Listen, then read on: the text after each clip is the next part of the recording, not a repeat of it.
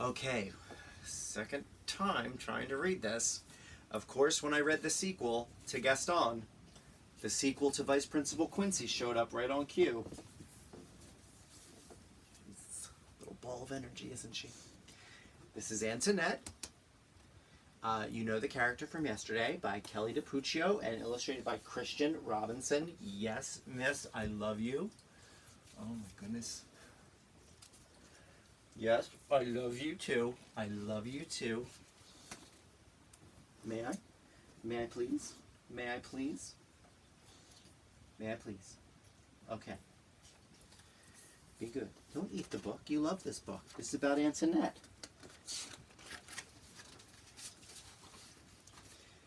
Mrs. Bulldog watched her puppies race through the yard.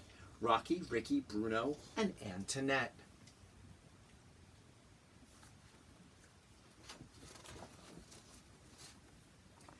Here they come again. Rocky, Ricky, and Bruno, and Antionette. Busy, aren't they? And ridiculously cute. But please don't tell them that. Phooey.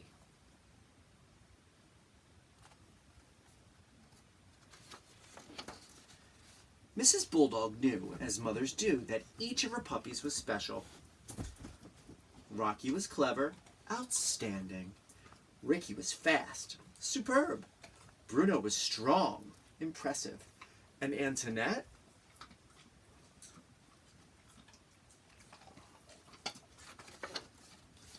Well, unlike her burly brothers, she still hadn't quite discovered what she was good at. Chin up, barked her mother. You have something extra special. I can feel it in my bones. Antionette was not so sure.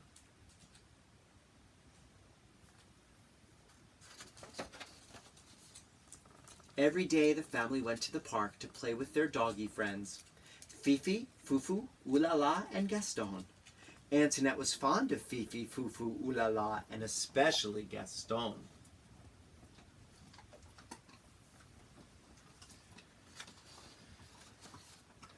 There was much to chase after in the park. Biscuits, balls, butterflies. Oh boy, there seems to be a problem. Yip, yip, yip.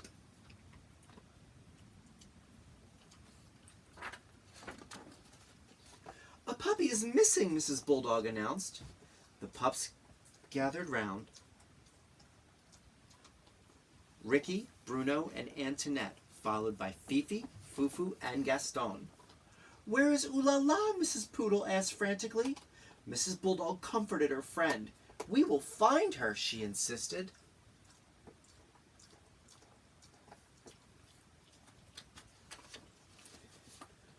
Rocky was clever, and he tracked paw prints in the mud. No Oolala. Ricky was fast, and he raced around the lake in no time at all. No Oolala. Bruno was strong, and he left no stone unturned. Still no Oolala. Mrs. Poodle cried out in desperation. Whatever shall we do?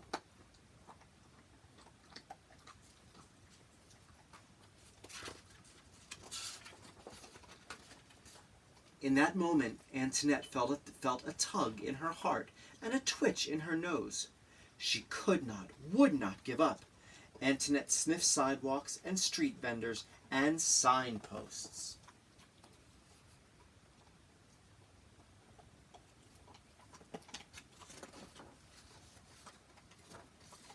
The fearless pup dodged buggies and bicycles and broomsticks. Not even a loud, hungry garbage truck could slow her down.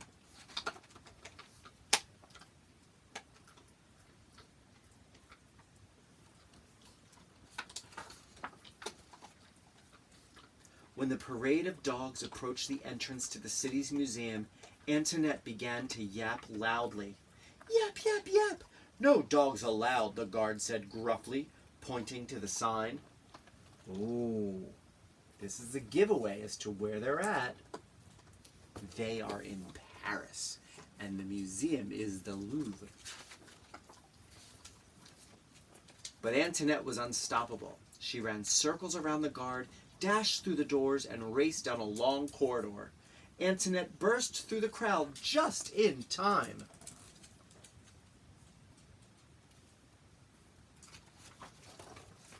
to save Ooh La La from a perilous fall.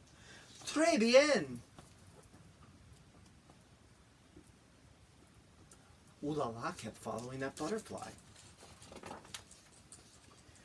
Would you like to see that again? Well done, Antionette.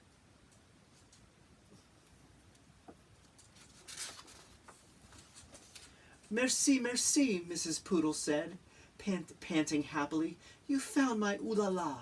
Mrs. Bulldog was beaming with pride. You were remarkably brave, she said to her daughter with a wink. Antionette smiled. Gaston smiled too.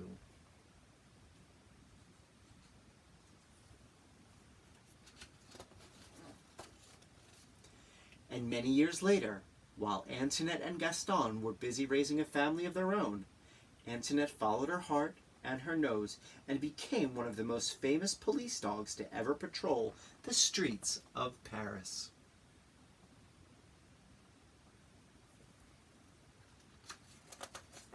What a great book. It kind of fills in the gap